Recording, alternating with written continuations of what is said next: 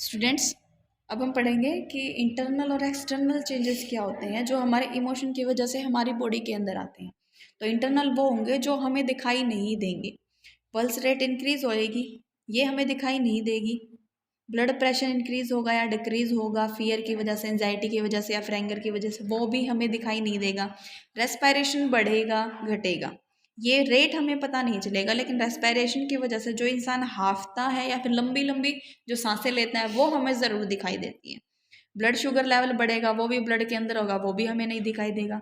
Gastrointestinal जो एक changes होते हैं वो भी हमें दिखाई नहीं देंगे। ब्लशिंग और फ्लशिंग ऑफ द फेस, ये हमें दिखाई देता है, तो ये किसके अंदर आएगा? एक्सटर्नल के अंदर आता है। एंगर की वजह से, क्योंकि फेस क्या हो जाता है, लाल हो जाते हैं, आंखें भी लाल हो जाती हैं, जो कि हमें क्या होती है, दिखाई देती है, विजिबल होती है, तो ये क्या होगा? एक्सटर्नल होगा। ठीक है, तो एक्सटर्नल क्या होते हैं? वो सिम्टम्स जो हमें दिखाई दे, जैसे कि फेशियल एक्सप्रेशन क्या होंगे, बॉडी मूवमेंट क्या होगी, कम्युनिकेशन कैसा होगा, वॉइस किस तरीके की होगी, ये सब हमें दिखाई देगा। फेस फ्लश कर रहा है, आइज रेड है, या फिर आइज ड्रॉप डाउन हो रही है, सैडनेस की वजह से आइज क्या है? ड्रॉप डाउन है, टूटी टूटी सी आवाज़ है, या फिर जो क्या करते हैं हम, क्लियर आवाज़ नहीं आती, या जो हमारे जो वर्ड होते हैं वो टूट जाते हैं बीच बीच में। पोस्चर है बॉडी का वो चेंज हो गया है। टेंशन की वजह से कई इंसानों की आदत होती है कि बार बार अपनी नेक को टच करना, नाक को हाथ लगाना, या फिर गर्दन को मोड़ना, हाथों को मलना। तो मतलब ये कुछ ऐसे सिम्टम्स होते हैं जो किसको दिखाता है कि वो इंसान किस में है, किसी फियर में है, हेजिटेशन के अंदर है। तो ये सब किसको दिखाते हैं? हमारे पोस्चर को दिखाता है कि हमारी बॉडी पोस्चर कैसा है। हमारी जो मोटर एक्टिविटी है वो ज़्यादा बड़ी होती है, गुस्से की वजह से जो मोटर एक्टिविटी और वर्बल एक्टिविटी होती है वो बड़ी होती है, तो वो हमें क्या होती है? दिखाई देती हैं। नेक्स्ट आता है कि ये बताते हैं कि अब जो इमोशन हमने पढ़े हैं वो किसी भी पेशेंट के अंदर या किसी इंसान के अंदर किस किस तरीके के हो सकते हैं। अब फियर है, फियर क्या होता है? एक ऐसा इमोशन होता है जिसमें इंसान को अपने इन्वायरमेंट से एक अनप्लीजेंट फीलिंग आती है, जिसको हम क्या बोलते हैं? फियर बोलते हैं। जैसे कि डार्क प्लेसेस से किसी को फियर होता है, ज़्यादा लोग से किसी को फियर होता है, या फिर fear from the death, death से फियर होता है। नेक्स्ट आता है कि एंगर क्या होता है?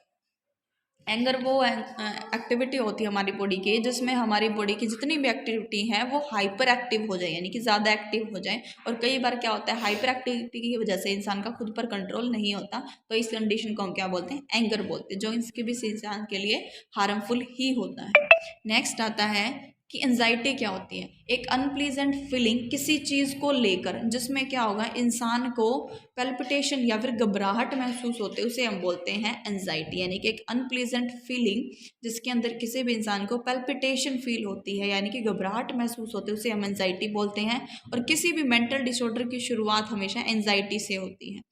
तो इसमें कुछ ऐसे चेंजेस देखने को मिलते हैं जिसमें क्या होगा, ब्रीथिंग रेट हाई हो जाता है, हाथ पैर कांपना शुरू कर देते हैं, इंसान को पसीना आने लग जाता है, मुंह सूखने लग जाता है, डायरिया या फिर हाइपरटेंशन हो जाती है। तो ये सब क्या होती है? हमारी एंजाइटी होती है। वो किस वजह से होता है? ज़रूरी नहीं कि इस वजह से हो, प्रॉपर्टी लॉस की वजह, वो किसी भी वजह से हो सकता है। तो ये थे हमारे, जैसे कि सैडनेस, हैप्पीनेस, ये भी क्या है? हमारे इमोशन ही आते हैं। नेक्स्ट आता है कि जो हमारे इमोशन है उसको हम किस तरीके से कंट्रोल कर सकते हैं। तो किस तरीके से कर सकते हैं कि जो मेंटल हेल्दी इंसान होता है वो हमेशा अपने इमोशंस पर कंट्रोल करना जानता है।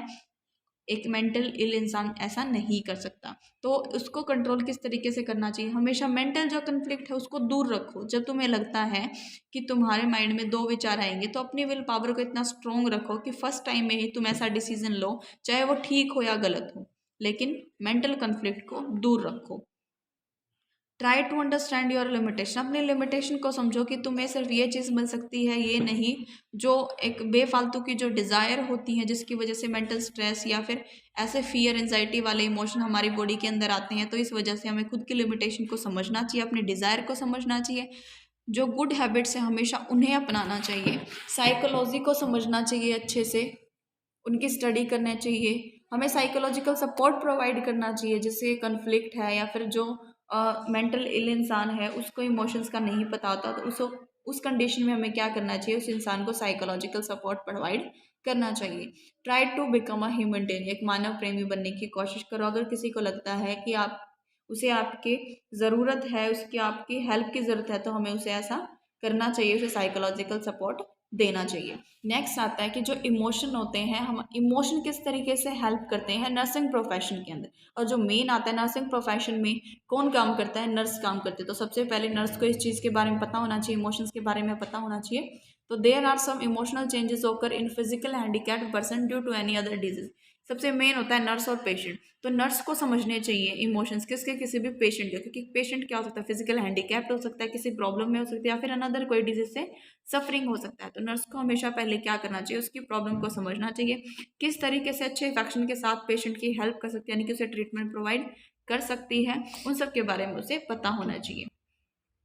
The emotional patient should be handle politely. जो इमोशनल पेशेंट होते हैं हमेशा उसे पोलाइटली तरीके से ही हैंडल करना चाहिए, ताकि हम उसकी हेल्थ को प्रमोट कर सकें।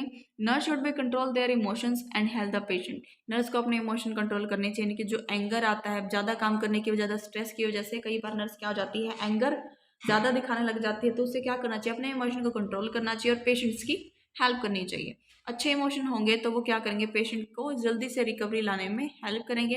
Nurse can change negative emotion of patient. Patient की क्या कर सकती है, कोई भी नर्स अपने अच्छे इमोशन की वजह से पेशेंट के जो नेगेटिव इमोशन है उसको चेंज कर सकती है, साइकोलॉजी की हेल्प से कर सकती है, और वो क्या कर सकते हैं, एक ग्रेट ह्यूमैनिटेरियन भी बन सकती है नर्स के इसके रिगार्डिंग, पेशेंट के रिगार्डिंग, उसके ट्रीटमेंट के रिगार्डिंग। तो ये था कंप्लीट हमारा कि इमोशन क्या होता है, क्या हेल्थ के ऊपर इफेक्ट पड़ते हैं, कितने टाइप के होते हैं, चेंजेस किस तरीके से आते हैं, किस तरीके से आप उसे कंट्रोल कर सकते हो, और नर्सिंग प्रोफेशन में इसके क्या मेन वर्क होंगे। ठीक है, आई होप आपको समझ आया होगा। नेक्स्ट हम कल पढ़ेंगे लर्निंग क्या होती है। आज के लिए सिर्फ इतना ही।